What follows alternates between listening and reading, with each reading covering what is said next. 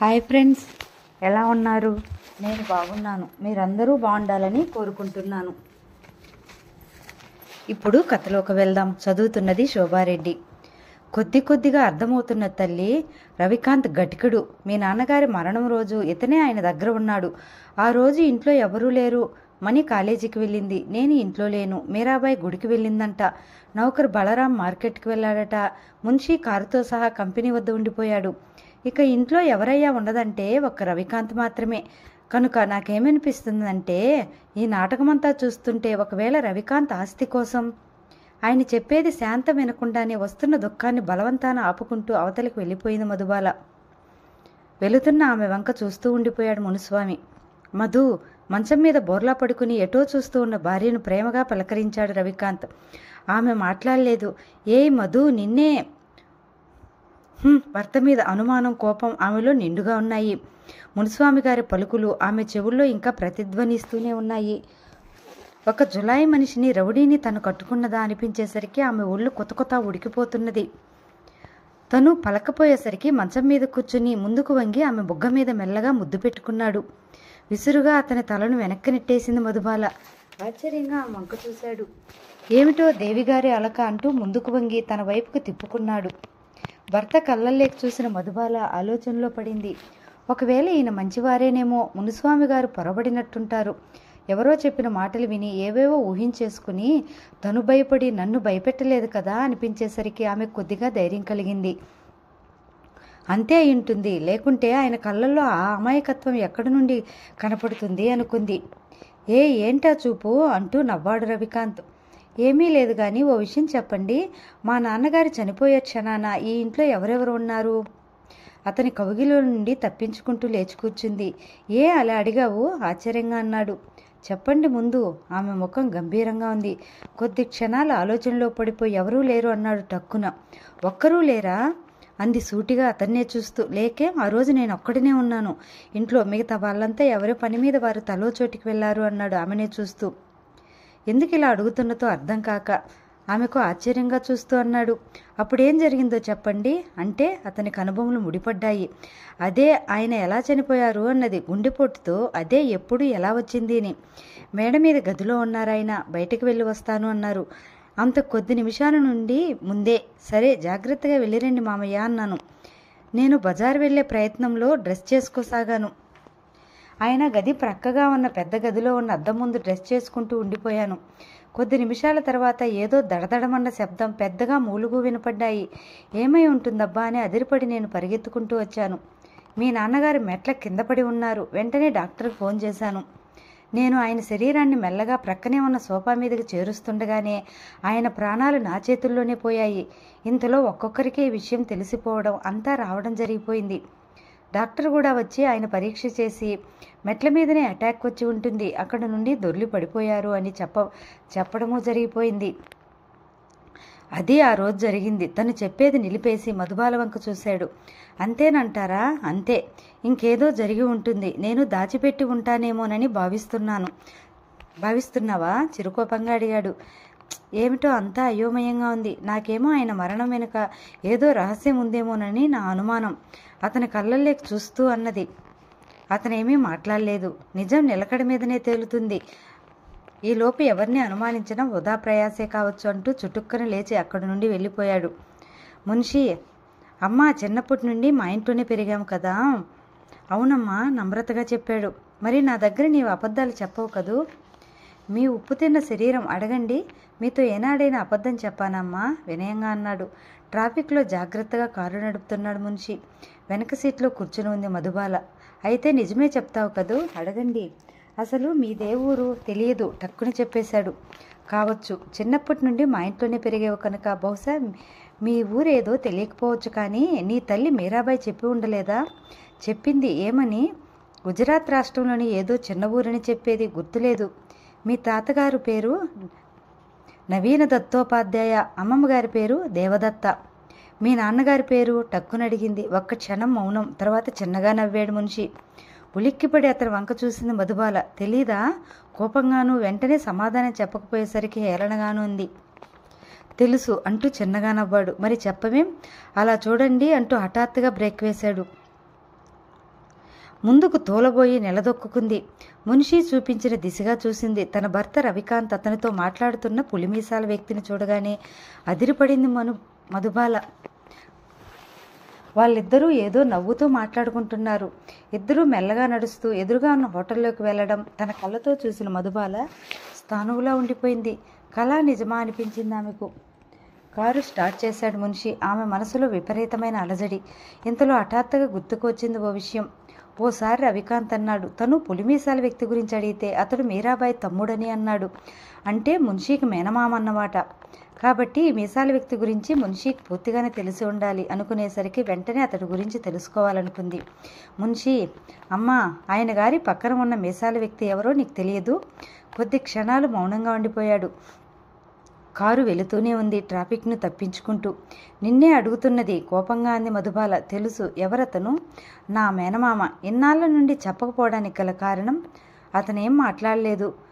చెప్పవన్నమాట. ఇందాక నేను మరో ప్రశ్న అడిగాను, నీ తండ్రి ఎవరన్నది. అతని పేరు చెప్పనేలేదు. టక్కున కారు ఆపేశాడు. ఉలిక్కిపడింది మధుబాల. ఎందుకు ఆపేవు? కోపంగా అడిగింది. వెనుదిరిగి చూశాడు మున్షి. అతని కళ్ళల్లో నీరు తడిసిన అతని కన్నుల్లోకి ఆశ్చర్యంగా చూసింది మధుబాల. ఇదే ఆమె ఊహించని పరిణామం. మున్షి, ఏమైంది? ఆశ్చర్యంగా అంది. అమ్మా, నన్ను క్షమించండి. మీ ప్రశ్నలకి ఇప్పుడు నేను సమాధానం చెప్పలేను. త్వరలోనే మీకు అన్ని నిజాలు తెలుస్తాయి. అప్పటిదాకా నన్నే మీ ప్రశ్నించకండి. ఒకటి మాత్రం చెప్తున్నాను, ఇది మీ ఉప్పు తిన్న శరీరం. మీకు అపకారం తలపెట్టేవాడిని కాను.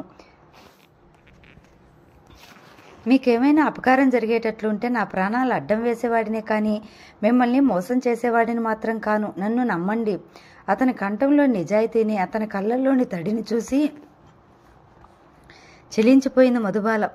కంపెనీ నుండి వస్తున్న మధుబాలకు గొంతు ఎండుకుపోతున్నట్లుగా అనిపించడంలో ఓ కూల్ డ్రింక్ తీసుకుందామనిపించింది. రోడ్డుకు దిగువగా ఉన్న ఓ హోటల్ ముందు ఆపింది కారును. ఆ రోజు మున్షి సెలవు పెట్టడంతో కారు తానే డ్రైవ్ చేసుకుంటూ రావాల్సి వచ్చింది. లోనికి వెళ్ళి ఓ కూల్ డ్రింక్ ఆర్డర్ ఇచ్చి చుట్టూ చూస్తుండిపోయింది. అది చాలా పెద్ద హోటల్. ఎక్కడి నుండో సన్నటి మ్యూజిక్ హమ్ చేస్తున్నది. డిమ్ లైట్ల కాంతిలో సెంటెడ్ వాసనలతో చాలా ఎంటర్టైన్గా ఏదో ఎగ్జైట్గా ఉంది.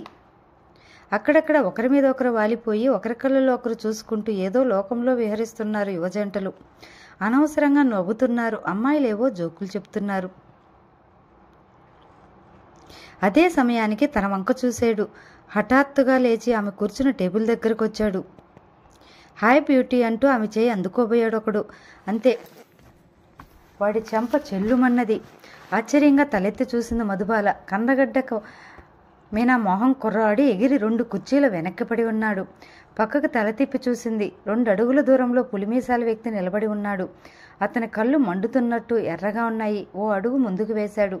కెవ్వుమంటూ కేకపెట్టి, నన్ను వదిలేయండి సార్, మరెప్పుడు ఆమె జోలికి పోను అంటూ కమీనా కుర్రవాడు పులిమీసాల వ్యక్తి కాళ్ళు పట్టుకున్నాడు.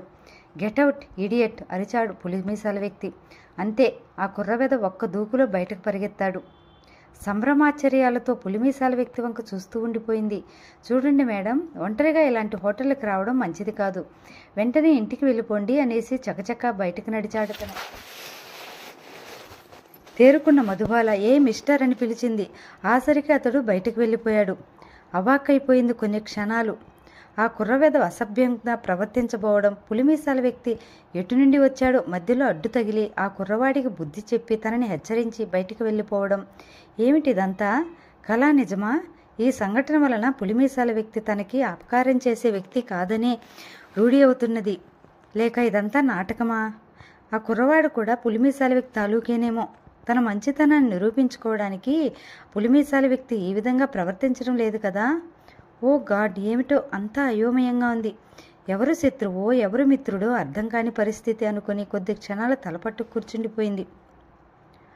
తను ప్రియుడైన కుర్రవాడు తన మూలంగా పారిపోయాడని కాబోలు కుర్రపిల్లలు 4 తన వంకే కోపంగా చూస్తున్నారు అని తెలుసుకుంది. తలెత్తి వాళ్ళ వంక చూసింది మధుబాల.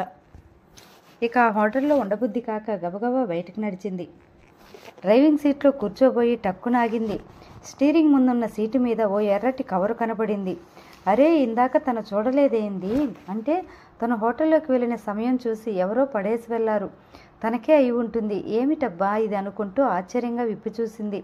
దాంట్లో 2 లైన్లో, పాప ఇంటికి వెళ్ళి నీ భర్త సూట్ కేసు తెరిచి చూడు, నీ తండ్రిని హత్య చేసిందెవరో తెలుస్తుంది.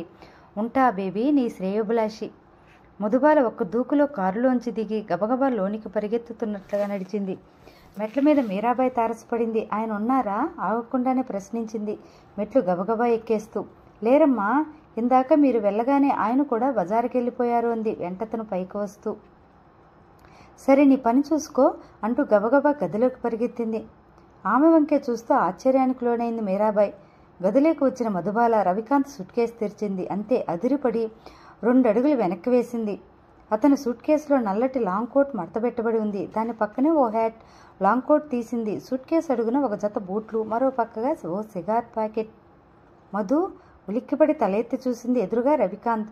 ఎప్పుడొచ్చాడు? ఆమెకు ఎదురుగా నిలబడ్డాడు. రా, వచ్చావా? నీకోసమే ఎదురు చూస్తున్నాను. అర్జెంటుగా నన్ను చంపేయి, ఈ ఆస్తిని దోచుకుపో. వెర్రిగా నవ్వుతూ లేచి నిలబడింది మధు. అతన్ని చూడగానే విపరీతమైన ఆవేశంతో ఏం చేయాలో తోచక ఒక రకమైన వేదనకు గురయ్యేసరికి హిస్టీరియా లక్షణాలు ఆమెలో పొడజూపసాగాయి. అటు ఇటు పూనకం వచ్చిన దానిలా ఊగిపోసాగింది. ఒరేయ్, నిన్ను చంపేస్తాను, పెద్దగా అరిచింది. రవికాంత్ మీద పడి ఒక్క ఉదుటిన అతని చొక్కాని చింపివేసింది. అంతే, చల్మంటూ ఒకటేశాడు. ఎగిరెళ్ళి సోఫాలో పడిపోయింది. మరు నిమిషంలో ఆమెకు స్పృహ కోల్పోయింది. ఆమెనే చూస్తూ దీర్ఘంగా నిట్టూర్చాడు. తర్వాత గబగబా కిందకి వెళ్ళి డాక్టర్కి ఫోన్ చేశాడు. 15 గంటల తర్వాత డాక్టర్ వచ్చాడు. అప్పటిదాకా మధుబాల సేద తీరడం కోసం ఆమె పక్కన కూర్చుని విసనకర్రతో మెల్లగా విసురుతూ ఉండిపోయాడు. డాక్టర్ రాగానే ఆమెను పరీక్షించాడు. అతని ముఖంలో చిన్న చిరునవ్వు. వాట్ డాక్టర్, మీకు good news mister Ravikanth. Doctor నవ్వాడు ఆమెకి ఇంజెక్షన్ చేస్తూ. సూది బాధకు మెల్లగా కళ్ళు తెరిచింది. ఎదురుగా డాక్టర్, పక్కనే విసనకర్రతో విసురుతూ కనపడ్డ రవికాంత్ని చూడగానే ఆమె ఒక్క ఉదుటన లేవబోయింది కోపంతో. ప్లీజ్, మీరిప్పుడు రెస్ట్ తీసుకోవాలి వారించాడు డాక్టర్. నిస్త్రువుగా తిరిగి సోఫాలో కూలిపోయింది. డాక్టర్, ఏమిటో గుడ్ న్యూస్ అన్నారు? కళ్ళు మూసుకున్న రవికాంత్ మాటలు ఆమెకు వినిపిస్తూనే ఉన్నాయి. Mister Kanth, now she is pregnant. ఈమె త్వరలో తల్లి కాబోతున్నది నవ్వాడు డాక్టర్. ఒక్కసారిగా 1000 మెగాటన్నుల బాంబు తన మీద పడట్లు అదిరిపడింది మధుబాల. తనలో విస్ఫోటం పగిలినట్లుగా అనిపించింది. ఏమిటి, తను తల్లి కాబోతున్నదా? ఈ దుర్మార్గుడి వంశాంకురం తనలో బీజంలా నాటుకుందా? దేవుడా, నాకు ఈ బిడ్డ వద్దు, వాడిని నా కడుపులోని చంపేయి. నా తండ్రిని హత్య చేసిన దుర్మార్గుడి వారసత్వం నాకు వద్దు అంటూ తనలో తను రోధించసాగింది. Thank you doctor. ఎంతో సంతోషంతో డాక్టర్ షేక్ హ్యాండ్ ఇస్తూ అతని చేయి పట్టు కూపేశాడు. నవ్వేస్తూ అన్నాడు డాక్టర్. కాంత్, మీరు ఆమెను బాగా రెస్ట్ ఏర్పాటు చేయాలని చాలా వీక్గా ఉన్నారామె. ఈ మందులు వాడండి. ప్రిస్క్రిప్షన్ రాసేసి రవికాంత్ చేతిలో ఉంచేసి మరి నేను ఉంటాను అంటూ డాక్టర్ బయటకు నడిచాడు. మధు చుట్టుక్కున తల తిప్పేసుకుంది. ఆమె కళ్ళ వెంట ధారాంగా నీళ్లు. ఆల్రైట్ మధు, నీకు కొన్ని నిజాలు చెప్తాను. ఆ తర్వాత నన్ను నమ్మితే నమ్ము, లేకుంటే లేదు. నీ దారి నీది, నా దారి నేను చూసుకుంటాను. అంతేకాదు, హంతకుడు ఎవరో కూడా నేను రుజువు చేసి మరీ వెళ్తాను ఆవేశంగా అన్నాడు. ఇంకా ఎవరో అన్నట్టు నమ్మించాలని చూస్తావేం? నీ మాయమాటలు నమ్ముతావనుకోకు. నీవే నా తండ్రిని చంపింది ఈసడింపుగా చూస్తూ అన్నది. ఏమిటి, నేను నీ తండ్రిని చంపానా? ఆధారం ఏమిటి? చిరుకోపంగా అన్నాడు రవికాంత్. లేచి కూర్చుంది మధుబాల. వెళ్ళి ఆ సూట్ కేసు తెరిచి చూడు, నీ బ్రతుకు బయటపడుతుంది. నాకు తెలియదనుకున్నావు కదూ, హేళనగా అన్నది. అందమైన ఆమె ముఖంలో కొంత వికృతత్వం కనపడసాగింది. దానికి కారణం భర్త మీద ద్వేషమే. గబగబా వెళ్ళి సూట్ కేసు తెరిచాడు. లోపల ఉన్న వస్తువులను చూసి స్థానువులో ఉండిపోయాడు. ఏమిటి, ఆశ్చర్యపోతున్నావా? నీ బండారం బయటపడిందనా? వాటితోనే కదూ 2 సార్లు అర్ధరాత్రి పూట నన్ను భయపెట్టావు. ఏముందని నా తండ్రి గదిలో వెతికావు? నిజం చెప్పు అంటూ కోపంగా విరుచుకుపడింది. సూట్ కేసులో మడతపెట్టిన లాంగ్ కోట్ను బయటకు తీశాడు. దాని వంక పరీక్షగా చూస్తూ ఉండిపోయాడు. కొద్ది క్షణాలు దాని వంకే మౌనంగా చూసి ఆ తర్వాత గబగబా ఆ లాంగ్ కోటుకు ఉన్న జేబులు వెతికాడు. ఓ జేబులో అతనికి కావలసింది ఏదో దొరికినట్లుంది. అతని కళ్ళు మెరిశాయి. దాన్ని బయటకు తీయకుండానే జేబులో నుండి తడిమి ఆ తర్వాత చురుగ్గా పైకి తీసి తిరిగి దాన్ని అదే జేబులో వేసేశాడు. సంతృప్తిగా నిట్టూర్చి తిరిగి దాన్ని యథాస్థానంలో ఉంచేస్తూ, ఇక చెప్పు మధు, హంతకుడిని నేనేనంటావు? ఆమె వంక నవ్వుతూ చూశాడు. కనుబొమ్మలు ముడివేస్తూ నిస్సందేహంగా అనేసింది టక్కున. గబగబా వెళ్ళి ఎవరికో ఫోన్ చేయసాగాడు. అవును, మధును ఎవరో కత్తితో పొడిచారు. చాలా ప్రమాదంలో ఉంది, అర్జెంటుగా రావాలి. అతని మాటలు స్పష్టంగా వినిపించాయి. అంతే అదిరిపడింది మధుబాల. తనని కత్తితో పొడవమేమిటి, పైగా ప్రమాదంలో పడటం ఏమిటి? ఏమిటి ఇతగాడి నాటకం? కొంపదీసి తనను పొడిచి చంపేయడు కదా. నేరం తన మీదకి రాకుండా ఉండడానికి ముందు జాగ్రత్త పడుతున్నాడా అనుకుని భయంతో వణికిపోయింది మధుబాల. అతడికి దొరకకుండా పారిపోతే తను బ్రతికి బయటపడుతుందేమో అనిపించింది. భయంతో రవికాంత్ వంకే చూస్తూ ఉండిపోయింది. అతను ఎవరికో చకచకా ఫోన్ చేసి మాట్లాడేస్తున్నాడు. వెన్నులో చలి పుట్టుకురాసాగింది ఆమెకు. ఆ రాక్షసుడి బారి నుండి ఎలా నేను బయటపడడం అంటూ మనసు ఆక్రోశించసాగింది. ఈరోజు ఇతని చేతిలో తనకు చావు మూడినట్లుగానే అనుకుంది. రవికాంత్ రిసీవర్ పెట్టేసి ఆమె కేసు చూసి నవ్వాడు. అతను నవ్వుతుంటే ఆమె భయంతో వణికిపోయింది. మధు, నేను చెప్పేది జాగ్రత్తగా విను. ఆ తర్వాత నేను హంతకుడినో లేదో నీకే తెలుస్తుంది. అవి మీ నాన్నగారు బతికి ఉన్న రోజులు. అంటే నన్ను కొత్తలో ఆయన అక్కడికి పిలిపించిన నాటి మాట. ఇప్పుడు నేను చెప్పేది అప్పటికో కొద్ది రోజుల నుండి అనారోగ్య కారణాల వల్ల మీ నాన్నగారు కంపెనీకి వెళ్ళటం లేదు. ఆ రోజు వచ్చిన ఫోన్ కాల్ సారాంశం ఏమిటంటే కంపెనీ లక్షల్లో నష్టం కనపడుతూ ఉందట. అకౌంట్ పుస్తకాల్లో చూస్తే అది ఎలా జరిగింది, లాభాలు పెరగవలసింది పోయి తగ్గడానికి గల కారణం ఏమిటి? కనుక మీరోసారి కంపెనీకి వచ్చి ఇక్కడ పరిస్థితులను చక్కబరచవలసింది అంటూ ఓ డైరెక్టర్ ఫోన్ చేశారట. మీ నాన్నగారు మాటల మధ్య ఆ విషయం చెప్పారు. నేను అలా కంపెనీకి వెళ్ళొస్తాను. ఓ మారు ఈ మధ్యకాలంలో వెళ్ళలేదు. ఎలా ఉన్నాయో పరిస్థితులు చూసి వస్తానంటూ బయలుదేరారు. వెళ్ళిరండి మామయ్య, నేను అలా బజారు దాకా వెళ్ళి వస్తానంటూ నేను డ్రెస్ చేసుకోసాగాను. పైగా అప్పటికి 2 రోజుల క్రితమే మున్షి ఊరు వెళ్ళొస్తాను అంటూ మామయ్య దగ్గర పర్మిషన్ తీసుకుని వెళ్ళాడు. తనే కారు డ్రైవ్ చేసుకుంటూ వెళ్ళాలని ఆయన ఆలోచన. నేను లోపల డ్రెస్ చేసుకుంటున్నాను. క్రిందకు బయలుదేరారు. ఇంతలో హఠాత్తుగా దడదడమన్న శబ్దం, తర్వాత పెద్దగా మూలుగు వినిపించాయి. అదిరిపడి నా గదిలో నుండి పరిగెత్తుకొచ్చాను. నేను వచ్చేసరికి ఆయనకు స్పృహ పోయింది. ఆయన్ను మెల్లగా ఎత్తుకుని వెళ్ళి, ఇదిగో నీవు కూర్చుని ఈ సోఫాలని ఆయన పడుకోబెడుతుండగా ఆయన తల విరేలాడేశారు. ప్రాణం పోయినట్లుగా గ్రహించాను. తర్వాత అందరూ రావడం జరిగింది. మీ ఫ్యామిలీ డాక్టర్ కూడా వచ్చారు. ఎలా జరిగింది అన్నారాయన. చెప్పాను. మెట్ల మీద ఉండగా హార్ట్అటాక్ గురై ఉంటారు. నిలదొక్కుకోలేక దొర్లిపోయి ఉండొచ్చు. ఆ అదుటకు ప్రాణం పోయి ఉంటుందని తేల్చేశారాయన. అందరం అదే అనుకున్నాం. కానీ ఈ మధ్య నాకు ఓ అనుమానం కలిగింది. ఇది హత్య కాదు కదా అనిపించింది. అలా నాకు ఆలోచన రావడానికి కారణం ఉంది. లక్షల కొద్దీ నష్టం కనపడుతున్నదని ఎవరో ఫోన్ చేయడం, ఈయన బయలుదేరడం, తీరా మెట్ల మీదకి వచ్చి ఆయన దొర్లిపడడం గుర్తుకొచ్చింది. పైగా అదే సమయానికి ఆ రోజు ఇంట్లో ఎవరూ లేరు, నేను తప్ప. మున్షి సెలవు పెట్టి వెళ్ళిపోయాడు. మీరాబాయి, నౌకరు బలరాములు ఇద్దరూ ఒకరు సరుకుల కోసం, మరొకరు మార్కెట్కి వెళ్ళడం జరిగింది. కనుక ఈలోపు ఎవరైనా ఇంట్లో జొరబడి ఆయన్ను పైనుండి తోసివేసి ఉంటే అనే ఆలోచన నాకు వచ్చేసరికి భయం వేసింది. వెంటనే ఎవరూ లేకుండా చూసి మేడ మీద మెట్లను పరీక్షించి ఏదైనా ఆధారం దొరకబోదా అని చెప్పి అలా 1 గంట సేపు చాలా జాగ్రత్తగా పరీక్షించాను. మెట్ల మీద కార్పెట్ ఉంది కదా. అతను ఊపిరి పీల్చుకోవడానికి 1 క్షణం ఆగాడు. అంతవరకు కోపంగానూ అనాసక్తంగానూ వింటున్న మధుబాలలో క్రమేపీ మార్పు రాసాగింది. ఏం జరిగింది హఠాత్తుగా అంది. తను చెప్పేది ఆమె శ్రద్ధగా వినబోతుందని తెలుసుకుని ఉత్సాహంగా చూసేడు ఆమె వంక. ఇలా రామధు, నేను చూసింది నీకు చూపిస్తాను అంటూ గబగబా చేయి పట్టుకుని మెట్ల దగ్గరకు నడిచాడు. ఇంతలో ద్వారం దగ్గర శబ్దం అయ్యేసరికి ఇద్దరూ తలలు తిప్పి చూశారు. ఎదురుగా మేనేజర్. ఆయన ముఖంలో ఆతృత, ఆందోళన కొట్టవచ్చినట్లు కనిపించింది. ఎదురుగా ఉన్న మధుబాలను చూసి నోరు తెరిచి అలాగే ఉండిపోయారు. రండి బాబాయ్, రండి, కూర్చోండి అన్నది. అదేమిటమ్మా, నీకేదో ప్రమాదం జరిగిందని అసంపూర్తిగా ఆగిపోయి రవికాంత్ వంక చూశాడు. నేనే ఫోన్ చేశాను. మధుకు నిజం తెలియజేయాలి. అందుకోసం అలా అబద్ధం చెప్పి రప్పించవలసి వచ్చింది అంటే ఆయన బ్రుకుటి ముడిపడింది. ఇంతలో బయట వరుసగా కారులు ఆగిన శబ్దం. హడావిడిగా లోనికొచ్చారు కంపెనీ డైరెక్టర్లంతా. వారిలో నీలకంఠమూర్తి, షీలా ఆనంద్ కూడా ఉన్నారు. వారి వెనక పులిమీసాల వ్యక్తి వచ్చాడు. అందరూ మధుబాలను చూసి నోర్లు తెరిచేశారు. వారందరికీ కూడా మేనేజర్ మునుస్వామి గారికి చెప్పినట్టే చెప్పాడు. ఆశ్చర్యంతో చూస్తూ ఉండిపోయాడు అందరూ. ఈ హడావిడికి నౌకరు బలరాం, లోపల ఎక్కడో పనిచేస్తున్న మీరాబాయి, పోర్టుకేలో ఉన్న మున్షి అంతా వచ్చేశారు. బాగుంది, చక్కటి గ్రూప్ ఫోటో, నవ్వాడు రవికాంత్. అందరినీ కూర్చోమని మర్యాద చేసిన మధుబాల. మీరాబాయి చేత కాఫీలు తెప్పించబడ్డారు. ఎందుకు ఇలా మాకు అబద్ధం చెప్పారు? రవికాంత్ వంక తిరిగి కోపంగా అంది షీలా ఆనంద్.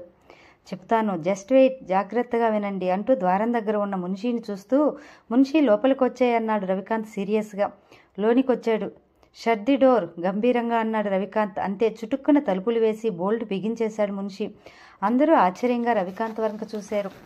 మమ్మల్ని బంధిస్తారా ఏమిటి? కొంపదీసి డైరెక్టర్స్లో ఒకతను హఠాత్తుగా అన్నాడు. నో భలేవారు సార్, ఒక వ్యక్తి ఇక్కడి నుండి బయటకు వెళ్ళడం నాకు ఇష్టం లేదు. ఎవరతను? ఆందోళనగా అన్నారు అక్కడ కూర్చున్న వారిలో కొంతమంది. అతడు చాలా సమర్థుడు, తప్పించుకుపోతాడేమోనన్న భయం, అంతే నవ్వాడు. ఇంతకీ ఎవరు? ఆందోళనలుగా అన్నారు వారిలో కొంతమంది. మధుబాల తండ్రి గారిని హత్య చేసిన అంతకుడు. హత్య? అంతకుడా అంటూ ఏకంగా నోర్లు తెరిచేశారు. ఎక్కడ ఉన్నాడు? ఎవరతను? అందరూ గొడవగా అరిచారు. ఇక్కడే మన మధ్య గంభీరంగా పిలికింది రవికాంత్ కంఠస్వరం. మధుబాల ఆశ్చర్యంగా చూస్తూ ఉండిపోయింది. ఆయన హార్ట్అటాక్ గురై కదా చనిపోయింది? అడిగాడు కంపెనీ డైరెక్టర్లలో ఒకతను. అనే అందరూ నమ్మింది, కానీ జరిగింది వేరొకటి. కాస్త వివరంగా చెప్పండి. చెబుతాను, ఇలా రండి అంటూ మెట్ల వద్దకు నడిచాడు. అందరూ అతని పక్కకు వచ్చి నిలబడ్డారు. మధు, ఇంతకు మునుపు నీకు చెప్పాను కదా, మెట్ల దగ్గర ఆనవాళ్ల కోసం పరిశీలిస్తుండగా నాకు క్లూ దొరికిందని. అదేమంటే ఇలా చూడు అంటూ మెట్ల మీద ఉన్న కార్పెట్ పైకెత్తి కొంత భాగం ముందుకు నెట్టేశాడు. జాగ్రత్తగా చూడండి అంతా. చూసారా? ఇంతవరకు దుమ్ముతో నిండి ఉన్న చారిక, అంటే చాలా కాలం నుండి కార్పెట్ ఇంతవరకు మాత్రమే ఉన్నది. ఈ పైభాగం చూడండి, అంతా దట్టంగా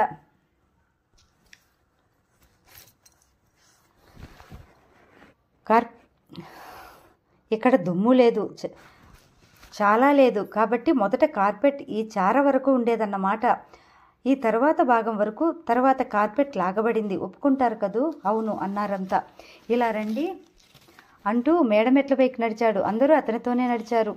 అటు చూడండి, పట్టా కొంత భాగం క్రిందకు లాగబడిందని ఇక్కడ కూడా రుజువవుతున్నది అంటూ చూపించాడు. అందరూ చూశారు. మొదటి మెట్టు మీద కొంత భాగం కార్పెట్ లేదు, చాలా భాగం జారిపోయి ఉంది. లాగబడినంత మేర మెట్టు మీద దుమ్ముతో నిండిన ఆర స్పష్టంగా కనిపిస్తున్నది. రండి, మీ స్థానంలో మీరు కూర్చోండి అన్నాడు రవికాంత్. అందరూ అక్కడ ఉన్న సోఫాల్లో కూర్చున్నారు. ఇప్పుడు అందరికీ అర్థమైనట్లేగా? అర్థమైంది. మధుబాల తండ్రి గారు మేడమెట్ల మీద ఉన్నప్పుడు ఎవరో కార్పెట్ లాగారు. ఆయన నిలదొక్కుకోలేక మెట్ల మీద నుండి పడిపోయారు. ఆ పడిపోవడంలో తిరిగి అటాక్ గురై ఉంటారు. అప్పుడు ప్రాణం పోయి ఉంటుంది. గబగబా అంది Sheela Anand. Yes, you are correct madam నవ్వాడు రవికాంత్. అంటూ అందరూ ఆశ్చర్యంతో నోర్లు తెరిచేశారు. ఎవరికి వారికి అసలు విషయం అవగతమవ్వడంతో మధుబాల ఆశ్చర్యంతో అలాగే వింటూ ఉండిపోయింది. ఈ రకంగా హత్య చేయబడ్డారని తెలుసుకున్నాను. హంతకుడు చాలా తెలివైనవాడని ఊహించాను. ఆయన కనిపించేటట్లు ఎదురుగా నిలబడి ఉండడు. అలా చూడండి, ఆ మెట్ల చివర ఉన్న వంపు కింద కూర్చుండి కార్పెట్ లాగేయచ్చు. అలానే చేశాడు. ఎందుకంటే ఒకవేళ అదృష్టం కొద్దీ ఆయన బ్రతికి బయటపడ్డా కార్పెట్ లాగి తాను హత్యా ప్రయత్నం చేయబోయినట్లు ఆయన దృష్టికి రాకుండా జాగ్రత్త పడాలి కదా. అందుకే హంతకుడు అక్కడి నుండే తన ప్రయత్నం నెరవేర్చుకున్నాడు. రుజువేమిటో తర్వాత చూపిస్తానంటూ ఊపిరి పీల్చుకోవడానికి అన్నట్లాగాడు. అందరూ కళ్ళార్పకుండా రవికాంత్ వంకే చూస్తూ చెవులు ఒగ్గబెట్టుకుని వింటూ ఉండిపోయారు. హంతకుడు ఎవరన్నది చివరికి వస్తాను, కానీ మీకు తెలియాలిగా, మధుబాల తండ్రి గారిని హత్య చేయడానికి గల కారణం, దానివలన అతనికి నెరవేరే ప్రయోజనం కూడా ఉండాలిగా. అదేమంటే అంటూ మధుబాల వంక చూశాడు ఓమారు. ఆమె అతని చెప్పేది ఆశ్చర్యంగానూ ఆందోళనగానూ వింటున్నది. ముందు ఆయన్ని హత్య చేసింది ఎవరో చెప్పండి. ఆ దుర్మార్గుడెవరు? కోపంగా అరిచాడు నీలకంఠమూర్తి. వస్తున్నాను నీలకంఠమూర్తి గారు, ఈలోగా మీరు తొందరపడకండి అంటూ అతని వంక చూసే నవ్వాడు. తొందరగా చెప్పండి అంది షీలా ఆనంద్. చెబుతాను, కానీ ఈలోగా మీకు కొన్ని ముఖ్యమైన విషయాలు చెప్పాలి. మధు, విను. నీకు ఈ విషయాలు ఆశ్చర్యం కలిగించవచ్చు అంటూ పులిమీసాల వ్యక్తి వంక తిరిగి, మీ దగ్గర ఉన్న ఫోటో ఇలా పట్టండి అన్నాడు. అందరూ ద్వారం దగ్గర నిలబడి ఉన్న అతని వంక చూశారు. గోడ కానించి పెట్టి ఉన్న ఓ నిలువెత్తు ఫోటో ఒకటి చేతిలోకి తీసుకున్నాడు. అది అతను వచ్చేటప్పుడు తెచ్చిన ఫోటో. అంతవరకు దాన్ని ఎవరూ చూడకపోవడంతో ఆశ్చర్యంగా అతన్ని చూస్తూ ఉండిపోయారు. ఆ ఫోటో 2 చేతులతో జాగ్రత్తగా పట్టుకుని వచ్చి రవికాంత్కి అందించాడు. దాన్ని ఎత్తి పట్టుకుని అందరికీ చూపుతూ, ఈ ఫోటోలోని జంటను ఎవరైనా గుర్తుపట్టగలరా అడిగాడు అందరికీ చూపుతూ. ఈ ఫోటోలోని జంట ఒక్క కొద్ది క్షణాలు చూసి ఆ తర్వాత గుర్తుపట్టిన వారు ఆశ్చర్యంగా నోళ్లు తెరిచేశారు. ఆ ఫోటోలోని వ్యక్తి మధుబాల తండ్రి గారు. పెద్దగా అరిచాడు నీలకంఠమూర్తి. ఆయన ప్రక్కన ఉన్న స్త్రీ, ఇదిగో ఈవిడే మీరాబాయి గారు అన్నది షీలా ఆనంద్. మధుబాల స్థానంలో చూస్తూ ఉండిపోయింది. తన తండ్రికి మీరాబాయికి ఉన్న సంబంధం ఎలాంటిదో అర్థం కావడం లేదు. ఆమె ఒడిలో కూర్చుని ఉన్న ఓ పసివాడు. ఆ పిల్లవాడు ఎవరు? రూపురేఖలను బట్టి ఫోటోలోని వ్యక్తి తన తండ్రే అంటే మీరాబాయికి ఆయనకున్న సంబంధం ఎటువంటిది? తల తిరిగిపోసాగింది. మధుబాలకు. మీరంతా పొరబడ్డారు. ఫోటోలోని వ్యక్తి మధుబాల తండ్రి గారు కాదు. మరి సంభ్రమంగా చూశారు. ఆయన తమ్ముడు ధనంజయరావు గారు. అంటూ అందరూ ఆశ్చర్యపోయారు. మధుబాల తనకు తెలియని విషయాలను చాలా జాగ్రత్తగా వింటున్నది. ఆమెకంతా అయోమయంగానూ విచిత్రంగానూ ఉన్నది. మధుబాల తండ్రి గారు, ఆయన తమ్ముడు ధనంజయరావు గారు ఇద్దరూ కవల పిల్లల్లా ఉండేవారు. వాళ్ళిద్దరి తండ్రి చనిపోయేనాటి కొద్దిపాటి ఆస్తి ఉంది. వాళ్ళిద్దరికీ తండ్రి చనిపోయేనాటికి ధనంజయరావు గారికి చాలా దుర్వ్యసనాలున్నాయి. డబ్బు కావాలంటూ అన్నను నిత్యం పీడించుకు తినేవాడు. ఆయన గారి బాధకు తట్టుకోలేక మధుబాల తండ్రి గారు తన తమ్ముడికి రావాల్సిన వాటా ఆయనకు పంచిపెట్టేశాడు.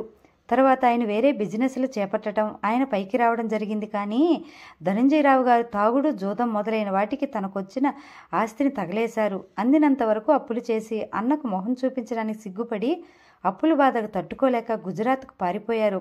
అక్కడ ఓ ఊళ్ళో ఓ చిన్న బడ్డీ కొట్టు తెరిచి కాలక్షేపం చేయడం మొదలుపెట్టారు.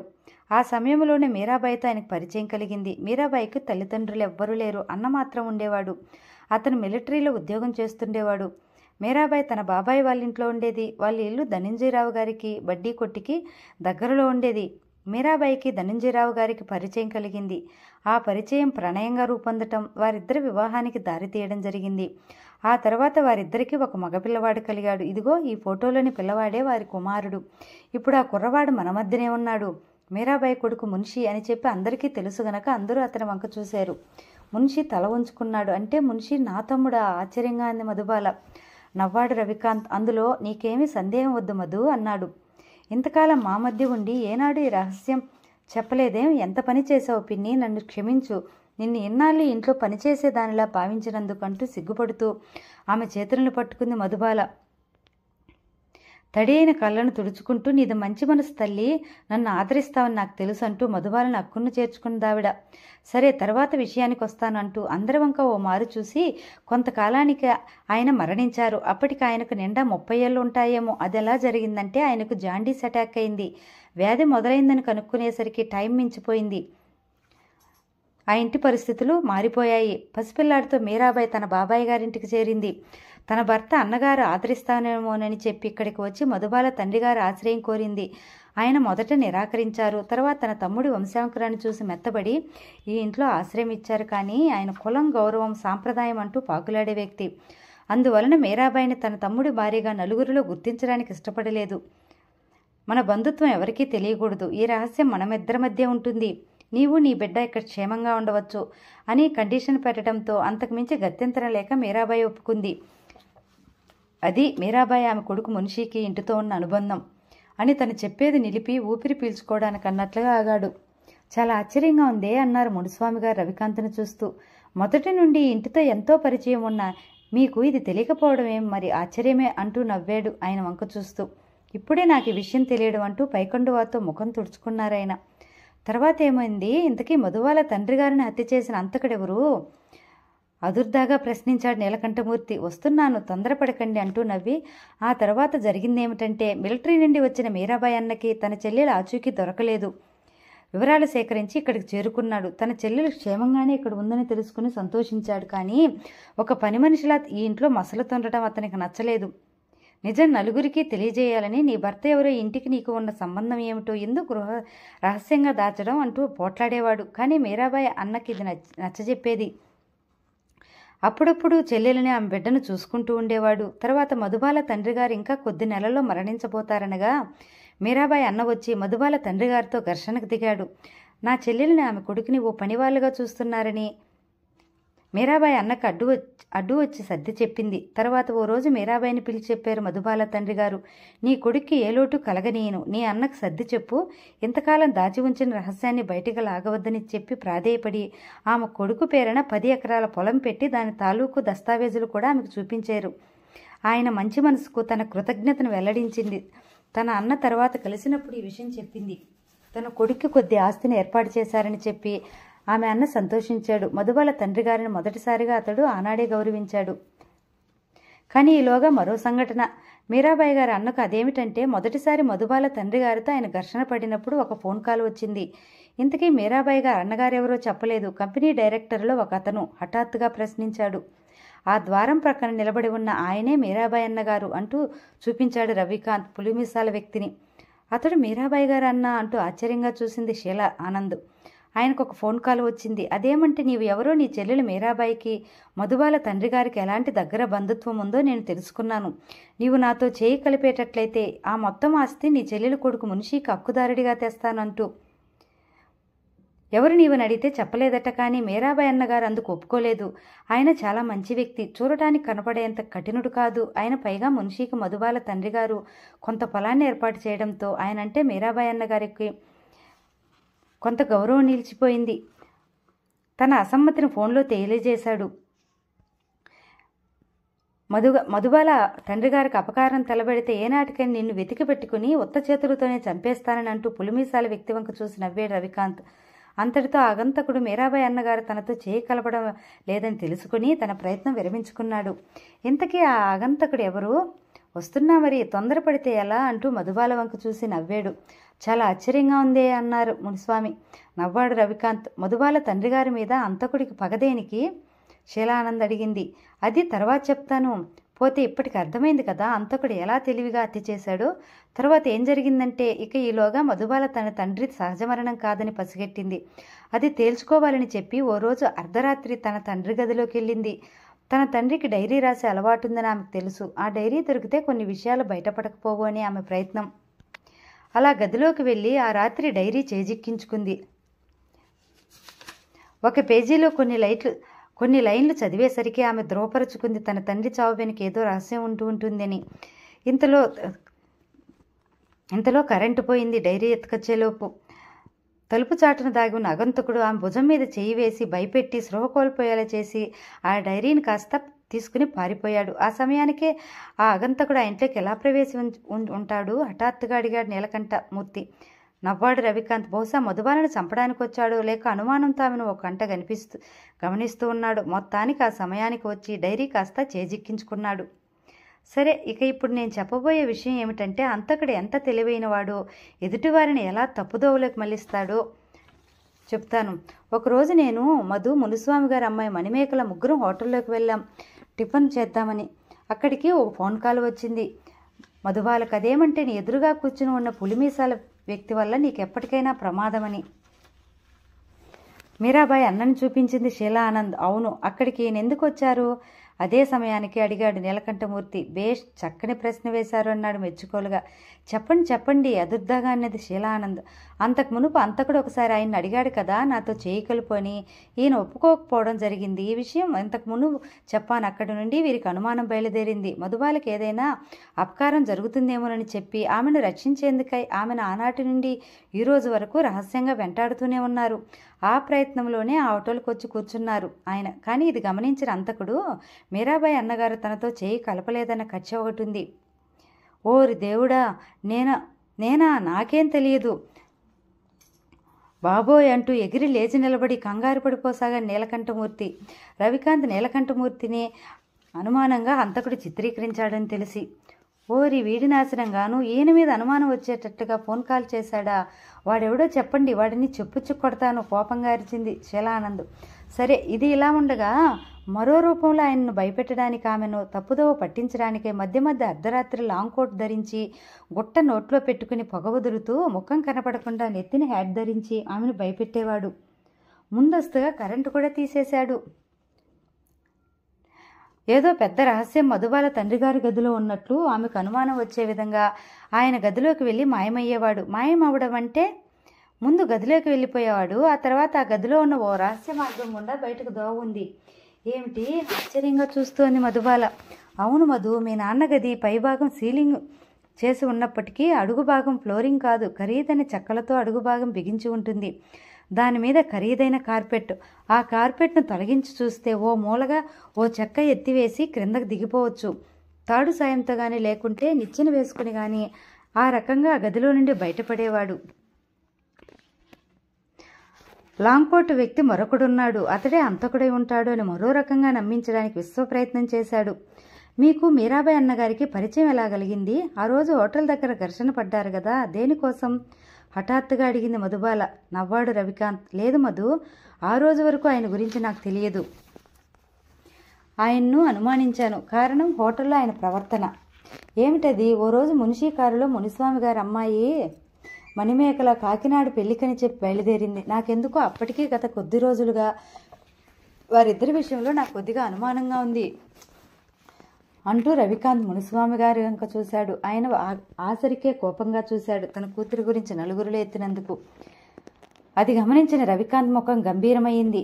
వారమ్మాయి గురించి చెప్పవలసి వచ్చినందుకు చాలా బాధగానే ఉంది, కానీ చెప్పక తప్పదు. అదేమంటే మున్షీ పట్ల ఆమె ఏదో ఆకర్షణకు గురైందని అనుమానించాను. కాకినాడలో స్నేహితురాలి పెళ్లికి వెళ్ళి వస్తానని కారులో బయలుదేరింది. నేను వారిద్దరికీ తెలియకుండా ఫాలో అయ్యాను. వాళ్ళు ఒక చిన్న ఇంట్లోకి వెళ్లారు. ఫోటో కనపడింది. దాన్ని చూసి మధుబాల తండ్రి గారి కుటుంబం గురించి నేను తెలుసుకున్నాను. ఆ ఫోటో అక్కడికి ఎలా వచ్చింది? అది మీరాబాయి అన్నగారుండే ఇల్లు. ఆ ఇంట్లో ఎవరూ ఉండరు. ఓ స్నేహితుడు ఆ ఇంటి తాళం ఇచ్చారట ఆయనకు. సెలవుల్లో వచ్చినప్పుడు అక్కడ ఉండవలసింది చెప్పి. కాకినాడ దగ్గరే కనుక మిలిటరీ నుండి వచ్చినప్పుడు కొద్ది రోజులు అక్కడ ఉండి మధ్య మధ్య చెల్లెల్ని అల్లుడిని చూసిపోతూ ఉండేవాడు. ఇంతకీ అంతకుడు మధుబాల తండ్రి గారి మీద ఎందుకు పగబట్టాడో చెప్పలేదు అడిగాడు నీలకంఠమూర్తి. ఇది 25 సంవత్సరాల క్రితం నాటి మాట. అంతకుడికి ఓ చెల్లెలుండేది. ఆమె మధుబాల తండ్రి గారిని ప్రేమించింది. కానీ ఆమె అంటే ఆయనకి ఇష్టపడక మధుబాల తల్లిగారిని పెళ్లాడాడు. దానితో ఆమె విరక్తి చెంది ఆత్మహత్య చేసుకుంది. ఆమె అన్న మధుబాల తండ్రి గారి మీద పగబట్టాడు. ఎవరు ఇంతకీ ఆ హంతకుడు? అదుర్దాగా అడిగింది మధుబాల. ఇక్కడ మన మధ్య కూర్చుని ఉన్నాడు. కంగున మోగింది రవికాంత్ కంఠం. అంతా అదిరిపడ్డారు. ఒకరి ముఖం ఒకరు అనుమానంగా చూసుకున్నారు. అయ్యా, మమ్మల్ని మీరు సస్పెన్స్లో పెట్టి చంపకండి. అంతకుడు అంటున్నారు, ఇక్కడే ఉన్నాడంటున్నారు. వాడెవడో గాని ఇప్పుడు వాడి రహస్యాలన్నీ మనకు తెలిసిపోయాయనని మనల్ని చంపేస్తాడేమో. నాకు భయంగా అంది. అదుర్దాగా అంది షీలా ఆనంద్. నవ్వాడు రవికాంత్. ఆ భయం మీకేమీ అక్కర్లేదు. అతడు సాలిగూడులో ఇరుక్కున్నాడు. ఎక్కడికి పోలేడు. కొద్ది నిమిషాల్లో అతని నిజస్వరూపం బయట పెడతాను అంటూ మధు మేడ మీదకెళ్ళి నా సూట్ కేసు పట్రా. మధుబాల గబగబా మేడ మీద వెళ్ళింది. అందరూ ఆశ్చర్యంగా చూస్తూ ఉండిపోయారు. వారి మధ్య నిశ్శబ్దం. కొన్ని నిమిషాలు రాజ్యమేలింది. మేడ మీదకి వెళ్ళిన మధుబాల సూట్ కేసు తీసుకుని వచ్చింది. దాన్ని ఓపెన్ చేసి దాంట్లో ఉన్న లాంగ్ కోటును పైకి తీశాడు.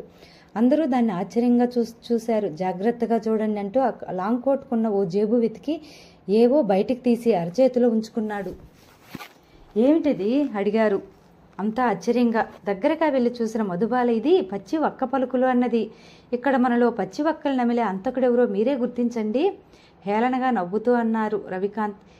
ఎవరు అంది షీలా ఆనంద్ కంగారు. ఇంకా తెలుసుకోలేకపోయారా? నేను ఈ క్లూ చూపించే ముందు వరకు జేబులో నుంచి తీసి నోట్లో వేసుకుంటూ కసిగా నములుతున్న వ్యక్తిని మీరు ఎవరూ చూడలేదా? నీవు చెప్పేది విని అదిరిపడుతూ ఉంటే మధ్యలో ఆ పచ్చి వక్కలు నములుతున్న వెధవని ఎవరు చూశారయ్యా మగడా? నాకు బీపీ పెరుగుతున్నది. తొందరగా చెప్పు, చంపక పెద్దగా అరిచాడు నీలకంఠమూర్తి సస్పెన్స్ భరించలేక. అయితే చూడండి అంటూ ఒక్క దూకులో మేనేజర్ మునిస్వామి మీద పడి అతని జేబులో నుండి పచ్చివక్కల డబ్బా ఒకటి బయటికి తీసి అందరికీ చూపించాడు. కెవ్వుమని కేక వేసినంత పనిచేసింది మధుబాల. మిగిలిన వారంతా కొయ్యల్లా బిగుసు ఉండిపోయారు. చుటుక్కున లేచి అందరికీ దూరంగా వెళ్ళి నిలబడ్డాడు మునిస్వామి. మిస్టర్ రవికాంత్, నీ గురించి నేను భయపడ్డంతా జరిగింది. నిన్ను ఏనాడో చంపవలసింది. కానీ నాకు తెలుసు మునిస్వామి, నీవు నన్ను అడ్డు తొలగించుకోవాలనుకుంటున్నావని. కానీ నీవు మరో ఆలోచన చేశావు కదా. మధు తండ్రి గారిని నేనే చంపానని, ఈ ఆస్తి కోసం ఈ నాటకం నేనే ఆడుతున్నానని నమ్మకంగా ఆమెకు నూరు పోశావు. మా ఇద్దరిని వేరు చేసి తదనంతరం ఆమె అడ్డ తొలగించుకుని ఆ తర్వాత ఈ ఆస్తినంతటిని నీ కూతురికి దారాదత్తం చేయాలనుకున్నావు. అంతేకాదు, నీ కూతురు మున్షిని ప్రేమిస్తున్న సంగతి కూడా నీకు తెలుసు. కానీ వారి మధ్యలో నీవు జోక్యం చేసుకోలేదు. ఆనాడే గ్రహించాను. ఏ తండ్రి తన కూతురు తనకంటే తక్కువ స్థితిలో ఉన్న ఓ కారు డ్రైవర్కి ఇచ్చి వివాహం చేయడని, మరి అలాంటప్పుడు నీవు నీ కూతుర్ని అదుపులో పెట్టుకోవాల్సింది పోయి ఎందుకు తాచారం చేసావో కూడా నేను గ్రహించగలిగి మధును నన్ను అడ్డు తొలగించుకుంటే ఆ తర్వాత మున్షి జన్మరహస్యం గనక తెలియజేస్తే ఈ ఆస్తికి వారసుడు అతడే అవుతాడు. నీ కూతురిని అతను ప్రేమించాడు కదా అని పెద్దగా అన్నాడు వ్యంగ్యంగా నవ్వుతూ. స్థానువులా కొద్ది క్షణాలు ఉండిపోయిన మునిస్వామి తేరుకున్నాడు. నా రహస్యాలని తెలుసుకున్నావు. ఇక నేను నీ భార్యని చంపి ఈ కుటుంబం మీద నా పగ తీర్చుకుంటాను అంటూ చుట్టుక్కున తన హ్యాండ్ బ్యాగ్లో ఉన్న పిస్టల్ ఆయన బయటకు తీశాడు. అందరూ అదిరిపడి అతని వంక చూశారు. ఆహాహా అంటూ విరగబడి నవ్వాడు మునిస్వామి. రవికాంత్, ఏది నీ భార్య? నీవు ఇద్దరు చివరి క్షణాలు లెక్క పెట్టుకోండి అంటూ నవ్వాడు. అతని ముఖంలో కర్కశత్వం కనబడుతున్నది. కళ్ళు ఎర్రగా తయారైనాయి. పగతో బుసగొడుతున్న వ్యక్తిలా కనిపించాడు అందరి కళ్ళకి. 1 2 3 అనబోయాడు. అంతే ఎగిరి దూకాడు మీసాల వ్యక్తి. ఎడంకాలుతో మునిస్వామి చేతిలోని పిస్టల్ను బలంగా తన్నాడు. కానీ అప్పటికే ఆలస్యమైంది. కెవ్వుమని ఎగిరి వెనక్కి దూకారంతా. పులి వీసాలం ఎక్కి అమ్మా అంటూ కుప్పకూలిపోయాడు. ఒక్క ఉదుటిన అతని వద్దకు పరిగెత్తుకెళ్లాడు రవికాంత్. అతని పాదానికి బుల్లెట్ తగిలింది. బాధగా మూలగసాగాడు. ద్వారం వైపు దూకి తప్పించుకోవడానికి ప్రయత్నం చేశాడు మునుస్వామి. కానీ మున్షి చేతుల్లో ఇరుక్కుపోయాడు. గట్టిగా అతని చేతుల్ని వెనక్కి విరిచి పట్టుకున్నాడు. అందరూ అదుర్దాగా పులిమీసాల వ్యక్తి వంక చుట్టూ చేరారు. గబగబా అందరూ కలిసి అతన్ని మోసుకుంటూ వెళ్లి కారులో పడేశారు. ఈలోగా షీలా ఆనంద్ పోలీసులకు ఫోన్ చేయడం, వారు కాస్త రంగంలోకి దిగడం, మునుస్వామిని అరెస్ట్ చేయడం జరిగిపోయింది. అరెస్ట్ చేస్తున్న పోలీసులను చూస్తూ, అయ్యా ఇన్స్పెక్టర్ గారు, కాస్త జాగ్రత్తగా తీసుకెళ్ళండి, వీడు నాకే ఎసరు పెట్టపోయారు కదా బేబీ అన్నాడు మధుబాల వంక చూస్తూ నీలకంఠమూర్తి. అదో ఆ పిలుపునే మునుస్వామి అనుకుని నిన్ను అంతటిగా చిత్రీకరించిపోయింది, కోపంగా అంది షీలా ఆనంద్. కెవ్వుని కేకబెట్టపోయి నోరు నొక్కేసుకున్నాడు. రవికాంత్ మధుబాల ఇద్దరూ నవ్వారు. బుద్ధి వచ్చింది పాప, ఇంకెప్పుడు బేబీ అనను అన్నాడు. నిన్ను ఆ భగవంతుడు కూడా బాగు చేయలేడంటూ తల పట్టుకుంది షీలా ఆనంద్. ఈసారి రవికాంత్ మధుబాల ఇద్దరు పెద్దగానే నవ్వేశారు. వాళ్ళిద్దరు పాటలు చూస్తూ. ఏమండి నన్ను క్షమిస్తారు కదూ, ఆ రాత్రి అతని గుండెల మీద తల ఉంచుకుని అంది మధుబాల. రవికాంత్ ఆమెను తన కౌగిల్లోకి తీసుకున్నాడు. మధు, నిన్ను క్షమించడం ఏమిటి, నీవేం తప్పు చేశావని అంటూ ఆమె కళ్ళల్లోకి చూస్తూ నవ్వాడు. మిమ్మల్ని అనుమానించి సూటిపోటు మాటలని మీ మనస్సును బాధ పెట్టాను. ఆమె కళ్ళ వెంట నీళ్లు. పిచ్చి మధు అంటూ గట్టిగా ఆమెను అత్తుకున్నాడు. ఇది నీ తప్పు కాదు, నీ స్థానంలో ఎవరున్నా అంతే, అయినా నా మధు మనసు నాకు తెలియదు అంటూ ఆమె తన కౌగిల్లో బంధించేశాడు. భర్త కౌగిల్లో కరిగిపోయింది మధుబాల. ఫ్రెండ్స్, మధుగీతం అనే కథ ఇంతటితో సమాప్తం. మళ్ళీ ఓ మంచి కథతో మీ ముందుకు వస్తాను.